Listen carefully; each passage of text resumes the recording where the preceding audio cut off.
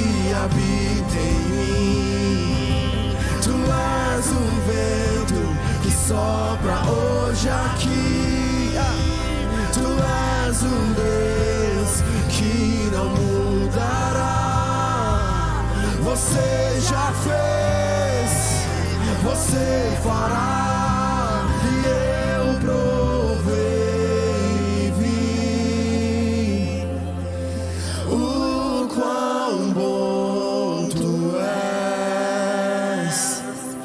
Eis-me aqui, Jesus, de novo.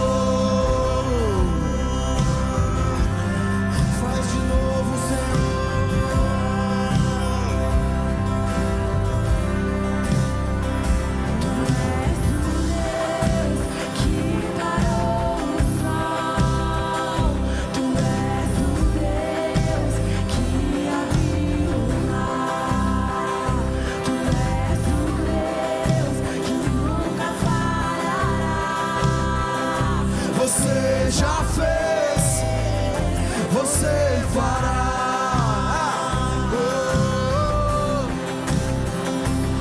és o Cristo que a morte venceu.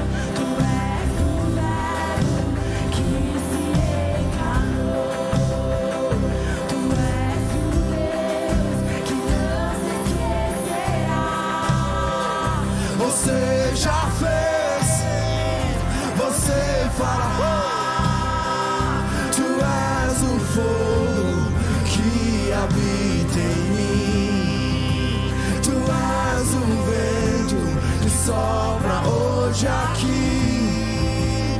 Tu és o Deus que não mudará. Você já fez, você fará.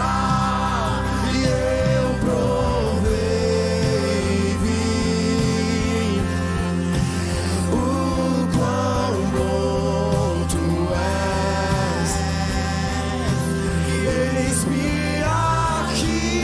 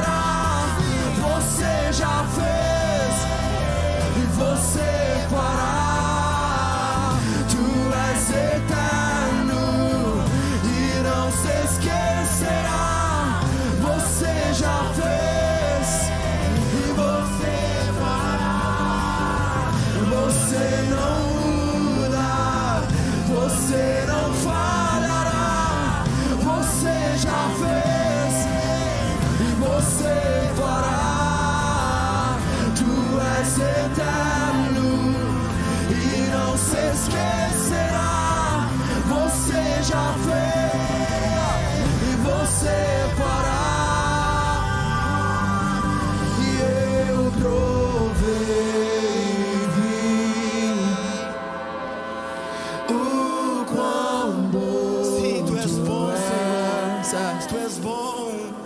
Eis-me aqui, Jesus.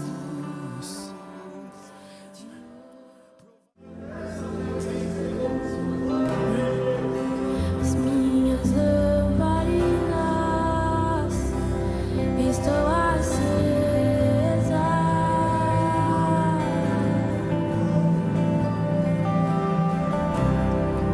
Só estou esperando o barulho dos seus passos em direção à porta. É só bater que eu vou abrir pra você entrar. É só bater que eu vou abrir pra você entrar.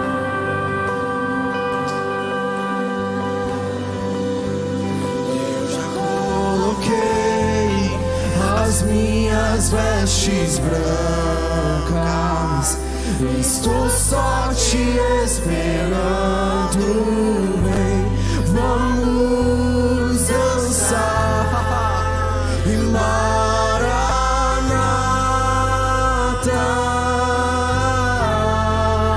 e Maranata.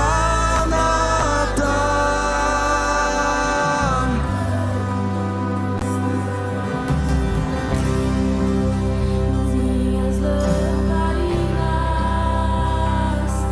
estão acesas.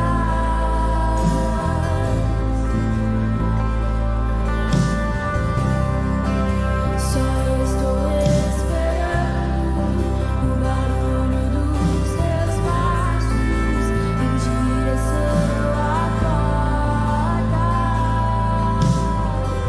É só bater que eu vou abrir pra você entrar. É só bater que eu vou abrir pra você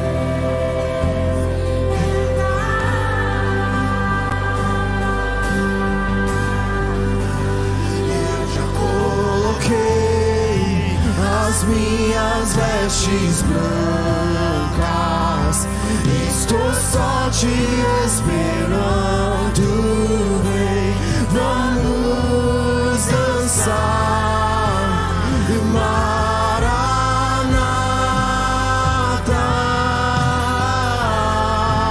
e Maranata. Eu já coloquei as minhas vestes brancas, estou só te esperando, vem, vamos dançar e Maranata. Ora vem, Senhor Jesus, e Maranata. Tem fogo nos olhos, eu não imaginava que era lindo assim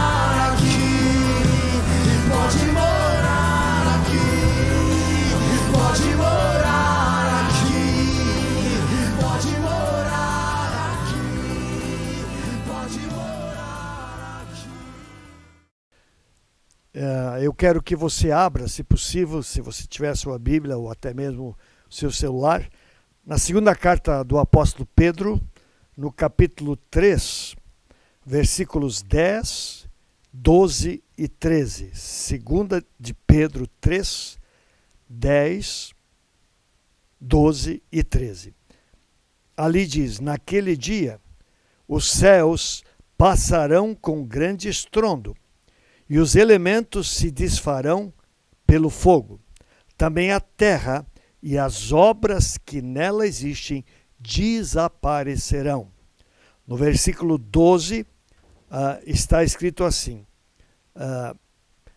por causa desse dia, os céus incendiados serão desfeitos, e os elementos se derreterão pelo calor.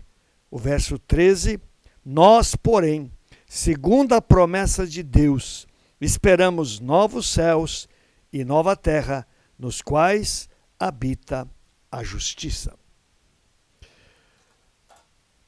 Na semana passada, eu comecei falando alguma coisa a respeito da volta de Cristo. Talvez seja um dos temas sobre os quais não se fala muito em nossos dias, porque há tantas outras coisas que aparentemente nos atraem mais, ou nas quais nós, de repente, temos maior alegria e prazer de estar focados. Mas certamente esse tema, ele é um tema extremamente importante. Por quê? Porque a palavra de Deus nos diz com toda clareza que um dia Cristo virá. Na semana passada, eu comecei falando sobre esse tema, abordando o versículo 10, a primeira parte, onde está escrito: porém, o dia do Senhor virá como um ladrão.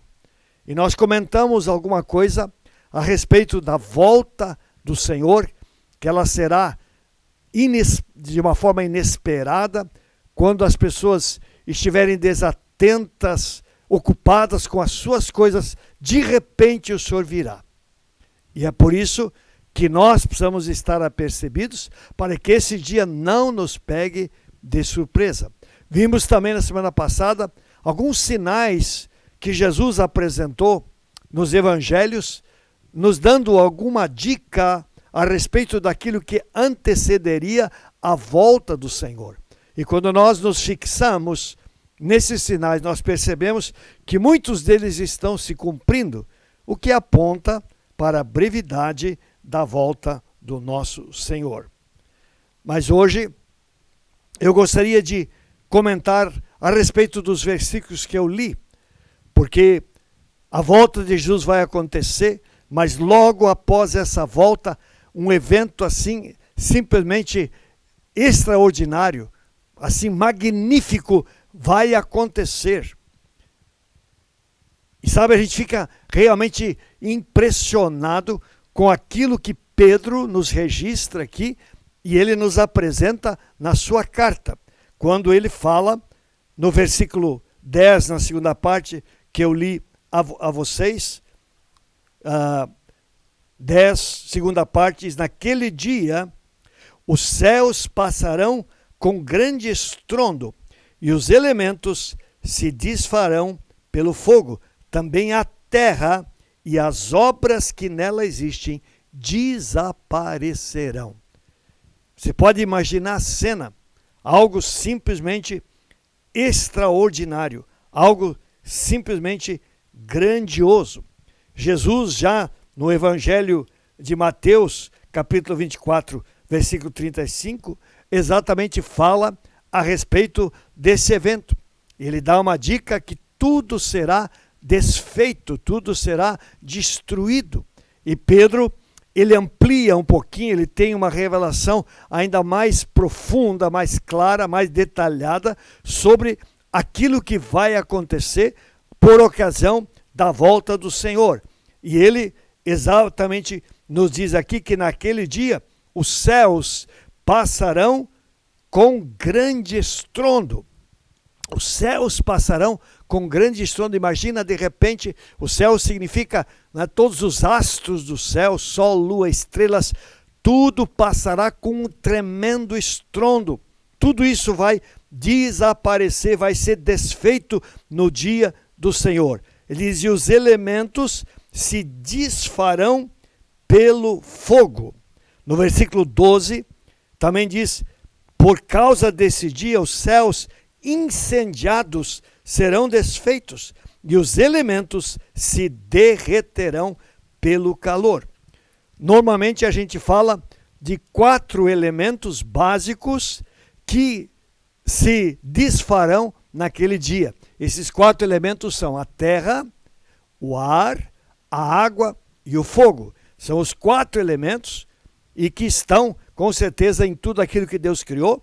E são exatamente esses elementos que vão se desfazer pelo fogo.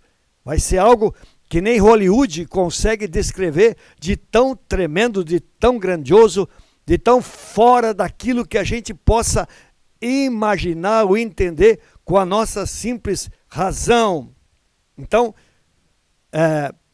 de repente, quando Cristo vier, vai haver um estrondo, as coisas do céu serão desfeitas, a terra será queimada, os elementos serão desfeitos completamente pela ação poderosa do Senhor. Você talvez fique pensando, mas pastor, será mesmo que isso pode acontecer? Eu creio que Deus é um Deus muito tremendo. Eu estava pensando, eu creio que Deus já nos deu algumas amostras daquilo que Ele pode fazer. Se nós pegarmos a Bíblia e formos lá em Gênesis, no capítulo 19, nós vamos encontrar uma história bíblica que a grande maioria das pessoas conhece. Qual é essa história? É a história da destruição de Sodoma e Gomorra. Creio que você que me ouve nesse momento já deve ter ouvido falar a respeito disso. Sodoma e Gomorra era uma cidade totalmente tomada pela imoralidade sexual. E Deus decidiu, por causa da gravidade daqueles pecados, por causa do tipo de manifestação de pecado naquela cidade, Deus decidiu destruí-la. Abraão, com o coração cheio de misericórdia, ele se aproxima do Senhor e ora por Sodoma e Gomorra. E diz Deus, e se tiver 50 justos naquela cidade, o Senhor vai destruí-las? Deus diz, não, se tiver 50 eu não destruo. Abraão, que conhecia Deus, tinha um bom relacionamento, era íntimo do Senhor, lhe pergunta, e Deus, se tiver 45 o Senhor destrói? Deus disse, não. E se tiver 40, Deus, o Senhor destrói? Não. E se tiver 30, o Senhor destrói? Deus diz, não. E Deus, e se tiver 20, o Senhor destrói? Não. Deus, só mais uma vez, só mais um pedidinho. E se tiver 10, o Senhor destrói? Deus diz, se houver 10, por amor aos 10, eu não vou destruir Sodoma e Gomorra. Mas o problema é que não havia 10 justos naquela cidade. Tanto era o pecado, tanta era a iniquidade, tanta era a imoralidade que reinava no coração dos habitantes daquelas cidades. E então Deus decide destruir. E aqui em Gênesis capítulo 19, nós temos o relato de como isso aconteceu. Se a gente lê aqui, versículos 23 a 25, diz, o sol estava nascendo sobre a terra quando Ló entrou em Zoar. Ló saiu de Sodoma e Gomorra, que era ele, suas filhas, eram os justos daquela cidade. Quando eles acabaram de sair, então o Senhor fez chover enxofre e fogo sobre Sodoma e Gomorra. Isso veio da parte do Senhor desde os céus. Ele destruiu aquelas cidades e toda a campina, e todos os moradores das cidades, e o que nascia na terra. Então aqui nós temos uma ideia de como Deus é capaz de mandar fogo do céu. É verdade, aqui foi uma cidade, mas quando nós falamos que no final dos tempos os elementos se desfarão pelo fogo, nós podemos ver que aqui Deus mandou fogo dos céus e elementos foram destruídos, foram desfeitos por aquele fogo vindo da parte dos céus. Então, eu diria, nós temos um trailer aqui, em menor escala, daquilo que vai acontecer por ocasião da volta do Senhor. Mas o que eu quero mostrar para você que me ouve nesse momento é que para Deus não há impossíveis. Deus fazer chover fogo dos céus, Deus agir naquilo que foi criado e destruir pelo fogo, para Ele é algo tranquilamente possível, porque Ele é o Deus Todo-Poderoso. Tem mais um exemplo que eu queria trazer a respeito disso, que está no primeiro livro dos Reis, uma história bíblica que também a maioria conhece, no capítulo 18, quando houve o confronto entre Elias e os profetas de Baal. Creio que muitos conhecem a história. O povo de Israel adorava Baal, havia se afastado do Deus verdadeiro. Elias era profeta, havia pregado, conclamado o povo ao arrependimento, chamado o povo de volta ao Senhor, mas o povo não atendeu a palavra liberada pelo profeta. E então, Deus orientou Elias para que houvesse um confronto entre o Senhor e Baal. E Elias pediu que o rei Acabe e Jezabel, que financiavam todas essas coisas, chamassem os profetas de Baal, 450 profetas de Baal, e foi sugerido a eles que eles fizessem um altar, colocassem um sacrifício, colocassem lenha e orassem para que Baal mandasse fogo dos céus. E a Bíblia nos conta que eles começaram cedo da manhã a clamar a Baal, dizendo: Baal manda fogo, Baal manda fogo, e simplesmente não chovia fogo dos céus. Finalmente eles começaram a se cortar para que saísse sangue do seu corpo, como uma forma de sensibilizar Baal. É claro, Baal não era Deus, era uma simples imagem. Como que poderia fazer alguma coisa?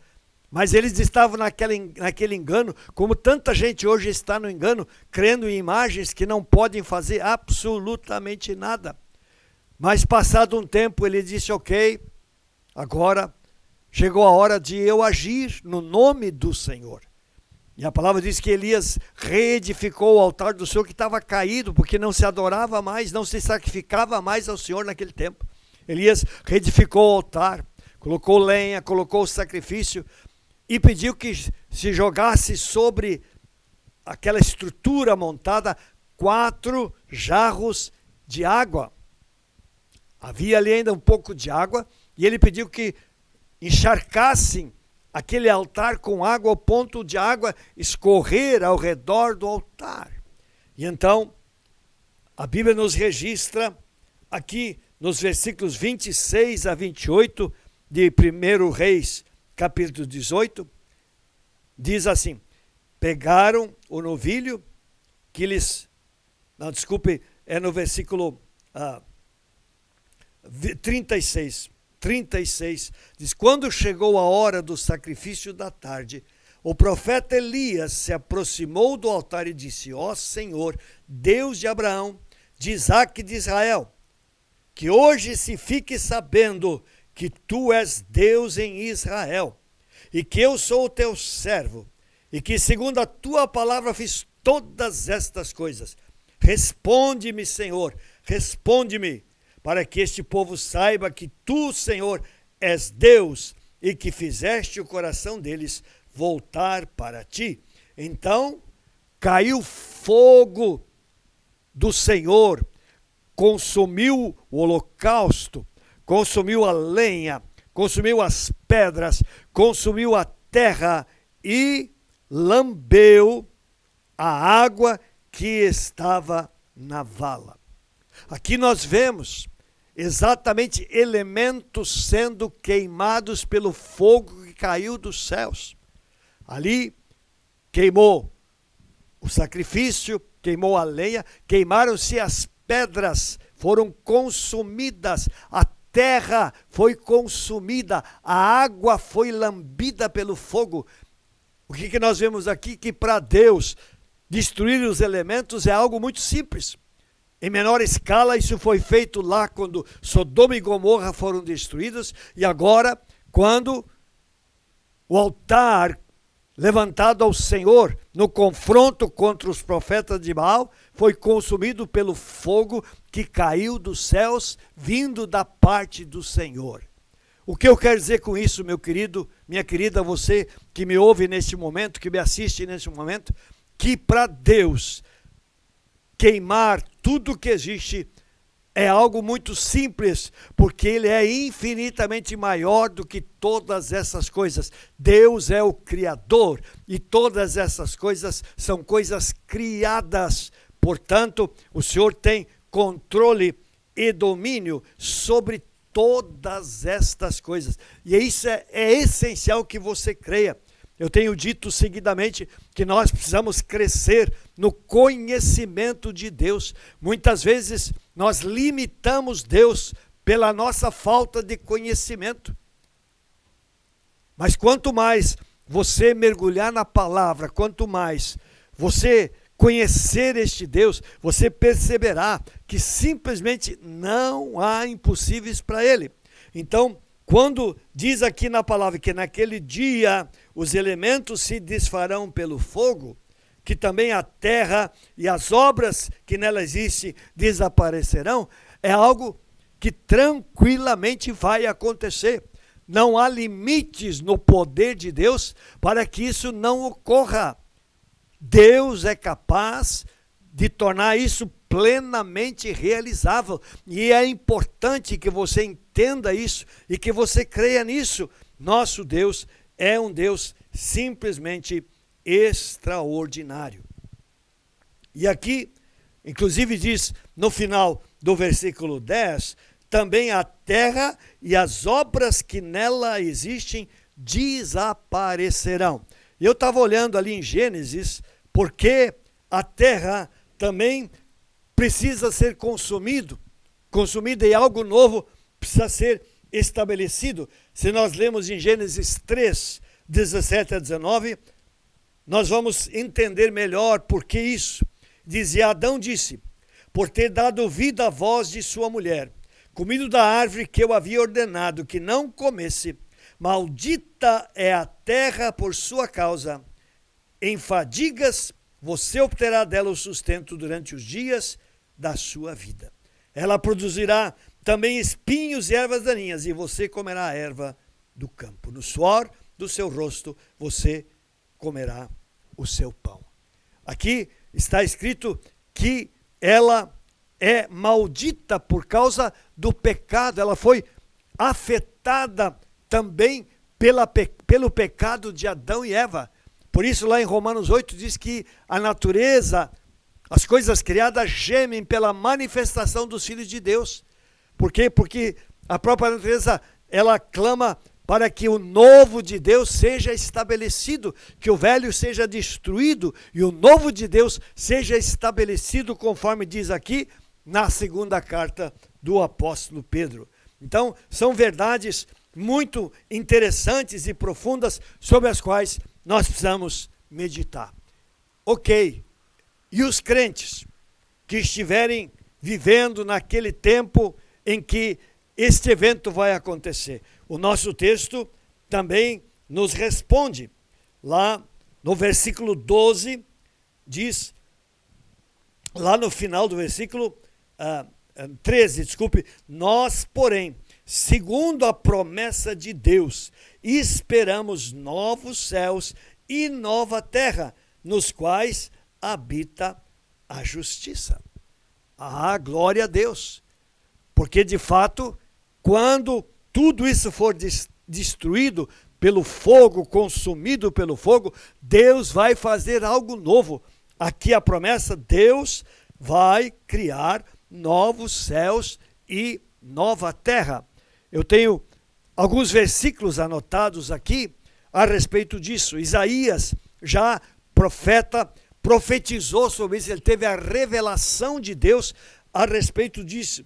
Em Isaías 65, no versículo 17, por exemplo, diz: pois eis que eu crio novos céus e nova terra, e não haverá lembrança das coisas passadas, jamais haverá memória delas. Veja só, Deus vai fazer tudo novo, que não vai se ter lembrança nem memória de como era antes, porque o novo de Deus superará extraordinariamente o velho.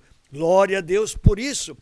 No capítulo 66 de Isaías, no versículo 22, nós também lemos: porque assim como os novos céus e a nova terra que hei de fazer estarão diante de mim, diz o Senhor, assim também estão diante de mim a posteridade e o nome de vocês.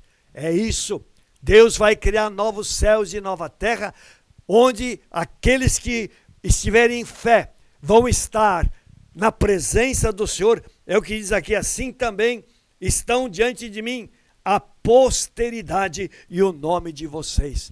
Que coisa fantástica, que coisa extraordinária é o Senhor e a sua palavra. É isso que a Bíblia ensina.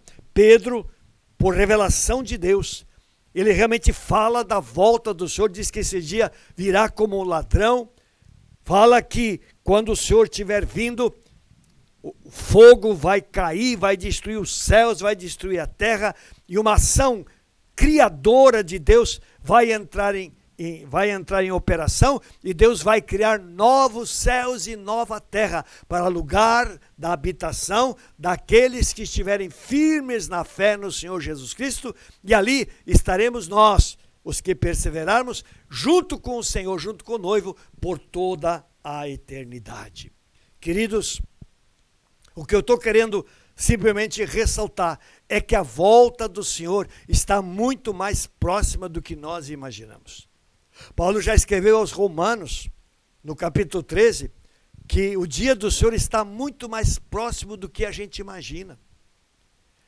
E nós precisamos ter muito cuidado. Jesus fala sobre isso, que nós não sejamos como foram as pessoas nos dias de Noé, que nós não sejamos como foram as pessoas nos dias de Sodoma e Gomorra, que nós sejamos um povo focado em Deus, que o Senhor Jesus seja o Senhor real da nossa vida, que a nossa vida esteja firmada no Senhor, que Ele seja o nosso fundamento, a estrutura da nossa vida e da nossa fé. Queridos, hoje tantas coisas tentam nos distrair, tentam nos tirar da posição de fé, tentam nos levar a outras coisas. Querido, não se deixe confundir. Fique firme no Senhor. Não deixe que outras coisas distraiam você do seu propósito de estar na presença do Senhor. Não permita de forma alguma que qualquer coisa desvie você desse Senhor maravilhoso que em breve virá. E é necessário que você e eu estejamos preparados, estejamos atentos. Por quê? Porque Ele virá como um ladrão. Quando nós menos estivermos esperando, o Senhor virá. E então não haverá mais tempo. Não haverá mais tempo de se voltar ao Senhor. Não haverá mais tempo de arrependimento. Se a pessoa está em Cristo, salva. Se ela não está, condenada. Por isso, meu querido, o desafio de Jesus é persevere. Persevere firme na fé. Porque se você perseverar, ocorra o que ocorrer, aconteça quando acontecer, o seu prêmio está reservado. O seu lugar é junto com o Senhor na glória. E esse é o grande desafio. Lute por isso, fique firme, para que quando esse evento acontecer, você possa estar entre os salvos e possa habitar no novo céu e na nova terra que o Senhor vai criar para aqueles que creram e ficaram firmes no seu Senhor. Deus abençoe a tua vida. Eu quero orar neste momento. Coloque o seu coração na presença do Senhor. Talvez você esteja passando por lutas. Talvez as tentações ao seu redor estão sendo muito fortes. Talvez as luzes que brilham no mundo, sabe, aquelas sutilezas que visam fazer com que a gente tire os olhos do Senhor, estejam ofuscando diante de você, por favor, não se deixe confundir.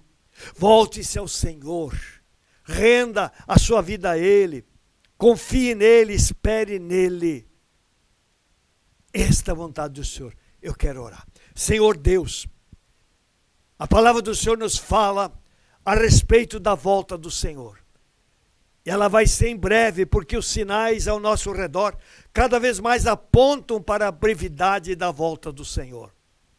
E o Senhor também diz que esse dia ocorrerá como a vinda de um ladrão, que aparece inesperadamente. Por isso, Senhor, eu quero orar por cada pessoa que está assistindo a este culto. Senhor, em nome de Jesus, a minha oração é que o Teu Espírito Santo haja sobre essa vida. Pai, que, ó Deus, o Senhor trabalhe em cada coração, Pai, para que todos se voltem ao Senhor de uma forma cada vez mais profunda, de uma forma cada vez mais comprometida. Pai, aqueles que talvez estão passando por lutas, Pai, aqueles que estão vacilantes, Senhor, em nome de Jesus, estende a mão na direção desses amados, resgata o Senhor dessa condição, traze-os de volta à plena comunhão do Senhor. Pai, que eles compreendam que brevemente haverá um evento que determinará a eternidade de cada um deles. Pai, que eles se voltem ao Senhor, restabeleçam Jesus como Salvador e Senhor das suas vidas, busquem a esse Deus de todo o coração, para que quando esse dia acontecer, realmente eles estejam firmes, perseverantes e recebam do Senhor o prêmio da vida eterna no céu. Eu oro, meu Deus, em nome de Jesus. Amém. Também quero orar por pessoas que estão enfermas. Sempre oro na quarta-feira, nesse culto. Oro para que Deus abençoe a sua vida. Oro pelos enfermos para que sejam curados. Há muitas pessoas sofrendo, mas a palavra de Deus nos apresenta um Deus que tomou sobre si nossas dores, nossas enfermidades. Uma palavra que diz que pelas pisaduras de Jesus nós já fomos sarados. Portanto, tudo já está pronto. O que nós precisamos é acessar onde essas bênçãos estão em Cristo Jesus. E esse acesso chama-se fé. É pela fé que você acessa as promessas e as bênçãos que já são suas, porque Cristo já preparou todas elas. Portanto, creia. Não deixe que a sua razão lhe atrapalhe. Não deixe que outras circunstâncias lhe roubem essas promessas lindas e maravilhosas, lhe roubem experiências sobrenaturais que Deus quer que você experimente, que você passe por elas, porque o Senhor é fiel e a palavra de Deus é a verdade. Por isso, coloque na presença de Deus as suas necessidades, seja uma enfermidade física, seja uma situação familiar, seja uma situação de alma, seja angústia, seja depressão, seja uma situação financeira, seja uma causa na justiça, seja o que for, Deus em Cristo já proveu. Tome posse daquilo que é seu. Você que é filho, você que é herdeiro do Senhor. Deus, eu quero orar agora pelas pessoas que têm necessidades. Nós temos orado sempre neste culto por pessoas que têm necessidades, porque nós cremos que a palavra de Deus é a verdade. E a palavra diz que se nós orarmos no nome do Senhor, se nós orarmos com fé, nós acessaremos o lugar da bênção e com certeza experimentaremos a ação poderosa e sobrenatural do Senhor na nossa vida. Pai, eu quero orar por aqueles que estão enfermos, pessoas com câncer, em nome de Jesus, que a tua mão toque essas vidas, elas sejam curadas em nome de Jesus Cristo. Pessoas com problemas no coração, pessoas, meu Deus, com problemas na coluna, nos ossos, Deus, em qualquer área do organismo, Deus, eu dou uma ordem que todo mal saia dessas vidas em nome do Senhor, que o poder sarador do Senhor Jesus toque agora essas vidas e elas sejam restauradas para a glória, honra e louvor do teu santo nome. Abençoa famílias, em nome de Jesus, restaura nessa época do ano, oh Deus, há tanta pressão e muitas vezes há conflitos familiares. Oh meu Deus, eu oro, traze paz para as famílias, em nome de Jesus, harmonia na comunhão com o Deus vivo e todo-poderoso. Pai, oro por pessoas que têm problemas, Deus, de angústia na alma, pessoas com depressão ou qualquer outra situação emocional. Deus, que, ó Deus, o bálsamo do Senhor venha sobre essas vidas, que a paz do Senhor seja derramada sobre essas vidas, superar todas essas situações e possam ter uma vida abundante, uma vida de paz e de vitória para a tua glória e louvor. Pai, abençoa aqueles que enfrentam crises financeiras, Pai, aqueles que têm causas na justiça e estão buscando uma resposta. Senhor, age, para ti não há impossíveis, para ti não há o que o Senhor não possa fazer. A minha oração é: faça, Deus, segundo a tua fidelidade, manifesta o teu poder e opera sinais, prodígios e maravilhas na vida do povo do Senhor. Eu oro, meu Deus, com gratidão, em nome de Jesus. Amém. Ainda só, antes de finalizar, rápidos recados. Final de semana, domingo é o dia da Bíblia, um dia muito especial. Então nós vamos ter cultos de louvor e gratidão ao Senhor, muito interessantes. Mas quero convidar para sábado. Sábado nós vamos ter um evento de distribuição de Novos Testamentos na cidade. E nós vamos nos reunir aqui na 49 às 10 horas da manhã.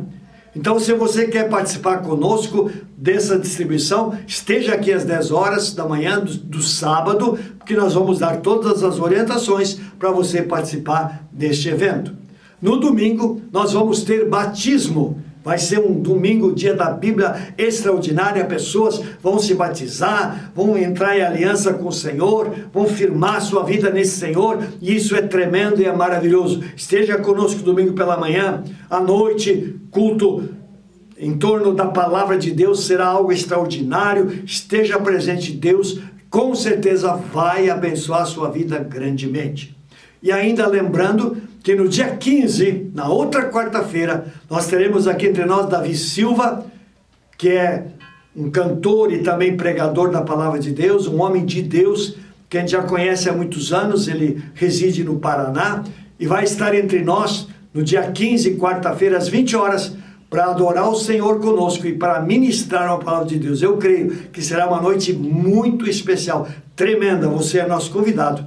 Venha, participe e seja abençoado. Obrigado por você ter participado conosco desse culto online. Que Deus abençoe a sua vida e a sua família, em nome de Jesus.